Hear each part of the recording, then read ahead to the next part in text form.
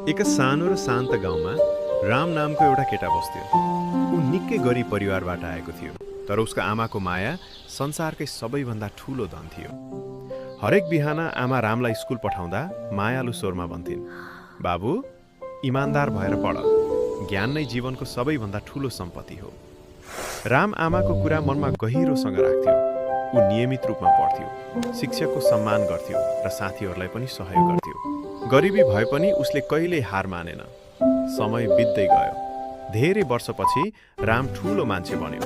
ऊ शहरमा राम्रो काम गर्न थाल्यो र सबैले उसको इमान्दारी र मेहनतको प्रशंसा गर्न थाले। तर ऊ आफ्नो गाउँ र आमालाई कहिल्यै बिर्सेन। एक दिन राम गाउँ फर्कियो। आमालाई देख्ने बित्तिकै ऊ दौडिएर अँगालो हाल्दै भन्यो, "आमा, आज म जे बनेको छु त्यो तपाईको माया, सल्लाह र आशीर्वादको कारण हो।" आमाले मुस्कुराउँदै भनिन्, "बाबु, तिमी असल मान्छे बनेको देख्न पाउनु नै मेरो सबैभन्दा ठूलो खुसी हो।"